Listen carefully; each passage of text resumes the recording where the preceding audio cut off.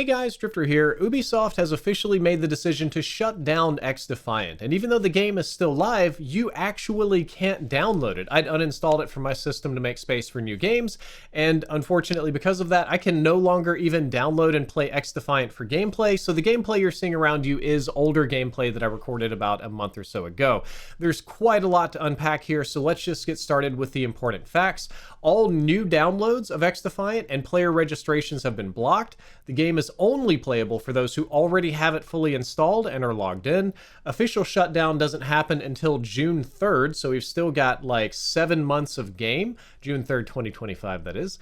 And after which it'll be unplayable. Season 3 is apparently still coming out. We don't know when. And the Ultimate Founders Pack members are going to be getting a full refund in the next 30 days. If you bought the Founders Pack, which for a free-to-play game, give you a ton of cosmetics and loot and bonuses and stuff like that, you're going to get your $70 back sometime this month.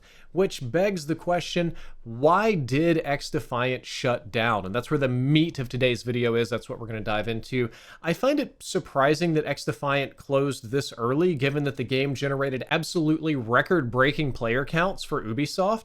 According to Mark Rubin, quote, "We broke internal records for the fastest game to surpass 5 million users, and in the end, we had over 15 million players play our game." He put this really long tweet out on Twitter saying that he was sorry, that this isn't what they wanted. They wanted to support the game longer, that the game was doing well, but the player count was down. And it was kind of a sad read. But again, they broke internal Ubisoft records for first game to surpass 5 million and really high player counts. I know the game did very well on YouTube. It did very well on Twitch for a while.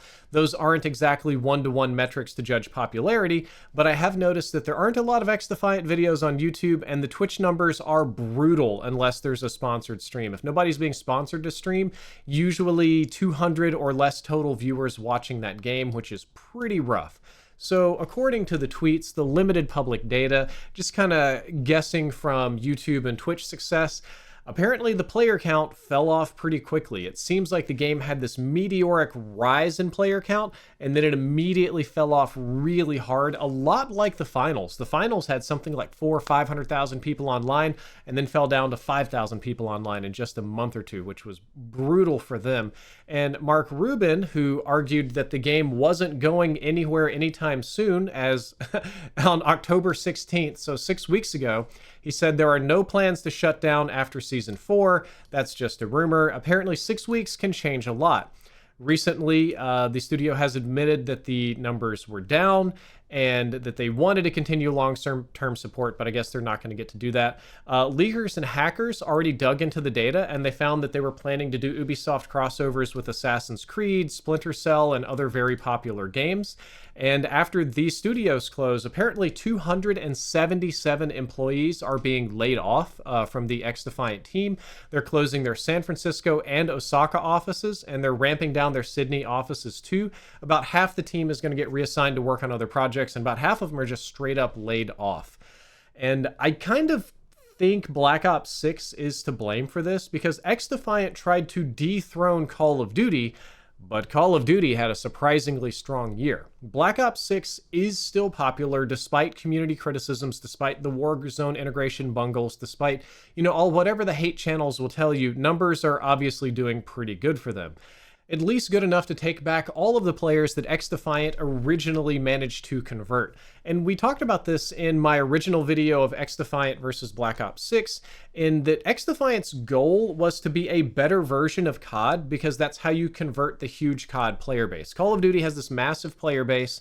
The players are very salty. They're always saying they want to play a different game, but because of their nature, which we don't have time to get into in this video, they only play very similar types of games. So XDefiant wanted to be a similar but much better version of Call of Duty in order to take a portion of that player base and start earning revenue off of them. They did a bunch of very community-friendly stuff, like being free, getting rid of skill-based matchmaking, which was a huge marketing point and a huge point of interest for a lot of players.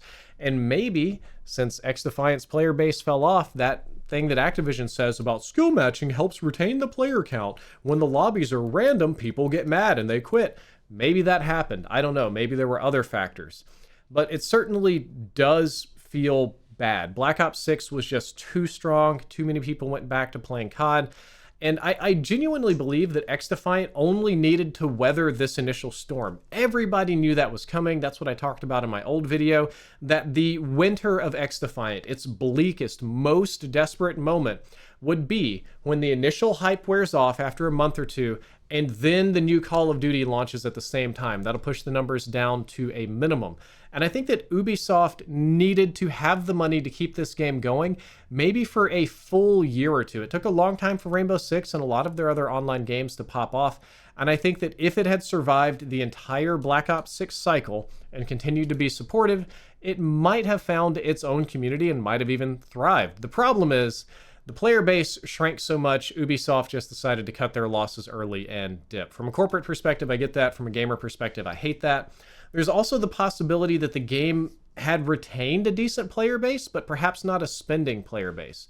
You'd be surprised how many big games out there don't have many spenders. Some games can have millions of players, but only hundreds or maybe thousands of people buying cosmetics. And if you're in that situation, if you're hosting a game where like 500,000 people are playing, but only 500 people bought skins, the server costs alone, not even the millions you had to put in a development, just the server costs will put you in negative money really quick if people are not buying cosmetics or whatever it is that you've got to sell. A gaming studio has to be able to attract whales in order to survive in the free-to-play market. I hate that. I don't like that. I'm not a whale. I don't support whaling in games.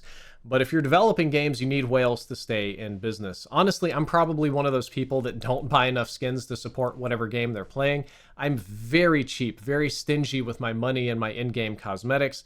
I tend to buy maybe one thing I really like and stick with it for a long time. I'm not one of those guys that's constantly buying skins. And all of this is to say nothing of the extremely competitive FPS market. That's another thing I really want to highlight right now, is that first-person shooter games are more popular and more competitive than they have ever been. And thanks to Fortnite, they're also wildly more accessible than they've ever been. First-person shooters originally was pretty much a PC exclusive thing. Then Call of Duty brought that to console. And there were other shooters on mobile first, but Fortnite Mobile and PUBG Mobile really sort of broke the mold there and got that going. And now there's a ton of games like Delta Force that are PC, console, mobile, full support. They're very accessible. There's a lot of ways to play. You can play on low spec, on high spec, a lot of different experiences, tons of choices, from paid experiences to free to play to subscription models and everything in between. There is absolutely a booming market of FPS games, and the market is bigger than it's ever been, and it's spending more money than it ever has. But this market is absolutely cutthroat because it's also more saturated with choices than it has ever been, at least as far as I'm aware. And more specifically, the players themselves are cutthroat. Since they have choices, it is extremely hard to attract new players to your game, extremely hard to retain them, and hard to convince them that this game is going to have legs long enough that it's worth the $20, $30, $40, however much you want to spend to get a cool skin for yourself. Because if people think, psychologically, if they just think the game is going to die, they're not going to buy skins, because that doesn't, I mean, why would you spend 20 bucks on a game that it'll be dead in a couple of weeks or months or whatever? Nobody likes doing that. So pretty brutal out there. And this kind of hurts for me because I actually helped develop XDefiant. I was there in some of their earliest playtests, offering feedback. For the handful of you that still have the game installed, if you want to watch like 20 minutes of credits, you'll see a special thanks in there to Drifter and Exclusive Ace and some other people that helped make the game. And because I had a hand in it, I obviously wanted it to be successful. But beyond just my own personal involvement, I always want games that I post here on this channel to be successful. The more options a consumer has, which, as I mentioned before, we've got quite a lot right now, the better price and better quality they tend to receive. So the more competitors for your gaming time, odds are the higher the overall quality of offerings. That's just sort of how economics works. And it's just really sad to see XDefiant go the way of Concord, because it feels so unnecessary. Concord, I do understand, to compare to that game, that was a $60 game. It wasn't substantially different from Overwatch, and people hated the character design and whatever. But XDefiant had great Ubisoft characters. It had a built-in story. It had polished gameplay. It was free to play. There was no reason to see it get Concorded, and I'm very kind of sad to see that. So that's all for this video. I hope that you enjoyed it. I hope that you learned something useful. If you did, don't forget to like, favorite, and subscribe. Drifter out.